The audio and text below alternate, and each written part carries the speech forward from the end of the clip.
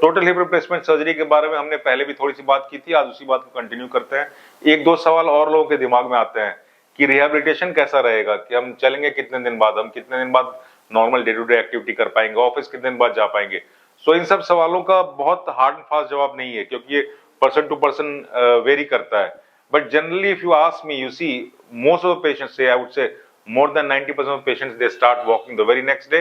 Initially for 2-3 weeks they walk with some support. It might be a crutch, it might be a walker, it might be a tripod stick, and within say 2-3 weeks patients walk independently without any support. This I'm talking when I'm doing a single or unilateral hip replacement.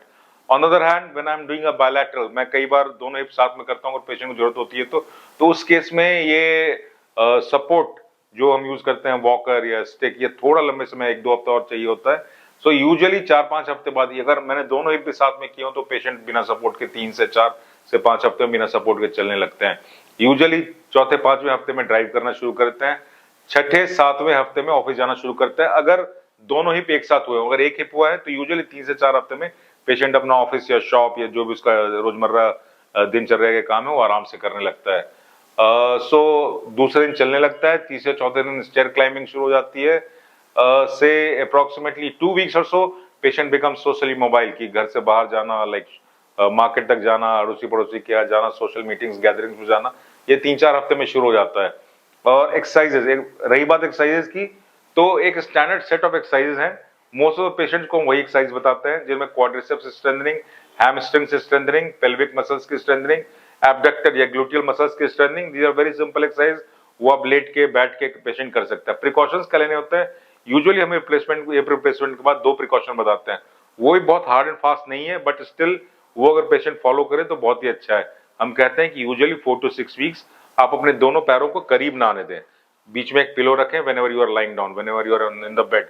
उसका reason ये है कि basically अगर आपका जो operated पैर है वो मिड लाइन के अंदर जाता है तो there are little bit increase chances of dislocation. Though again there are certain studies, recent studies which say that ऐसा कुछ होता नहीं है, but still it's a traditional thought process and it's a traditional teaching and that's why we still follow it.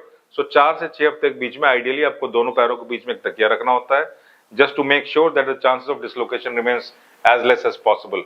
और दूसरा precaution हम कहते हैं पेशेंट को लो सिटिंग नहीं करने के लिए, कि बहुत नीचे नहीं बैठना है। अगेन उसका रीजन वही है, वो डिसलोकेशन के चांसेस कम करने के लिए, डिसलोकेशन प्रिवेंट करने को होता है। पर ये बहुत हार्ड एंड फास्ट नहीं है। अगर आपको लगता है, आप कॉन्फिडेंट हैं, आपको लगता है कि आप ये आराम से कर पा रहे हो, तो आप ये भी कर सकते हो। हिप रिप्लेसमेंट आप क्या कर सकते हो, क्या नहीं कर सकते हो। सो ये बहुत ये अगेन बहुत कॉमन सवाल है जो पेशेंट पूछता है। एक सवाल मैं आपको बताना चाहूंगा जो पेशेंट यूजुअली करते हैं कि हिप रिप्लेसमेंट बाद रेस्ट कितना चाहिए होता है। So the answer is rest एक दिन भी नहीं चाहिए होता है।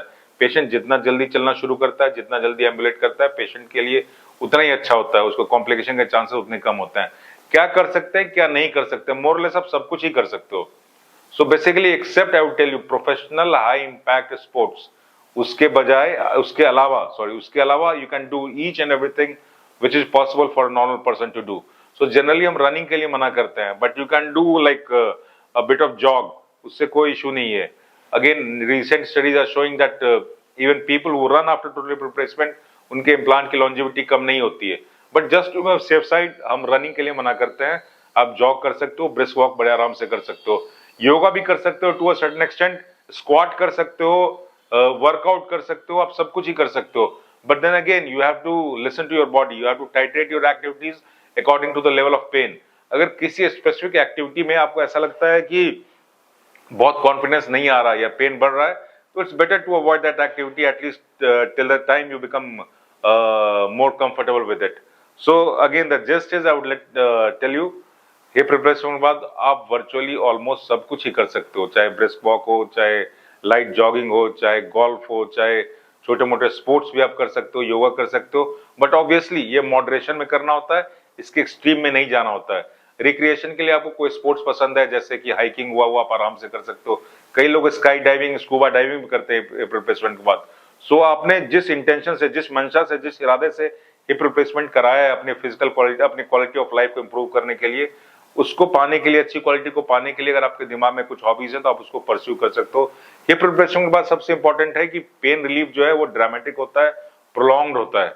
सो बेसिकली हिप रिप्लेसमेंट ना सिर्फ पेन कम करने के लिए बल्कि मोबिलिटी बढ़ाने के लिए और क्वालिटी ऑफ लाइफ को इम्प्रूव करने के लिए भी होता है। हिप रिप्लेसमेंट के बारे में आपके और कोई सवाल हो, कोई क्वेरी हो, आप हिप रिप्लेसमेंट कराना चाहते हो तो नीचे कुछ नंबर्स आ रहे हैं, मेरे कॉन्टैक्ट नंबर्स हैं, आप इन पे कॉन्टैक्ट कर सकते हो। शुक्रिया, धन्यवाद, थैंक यू।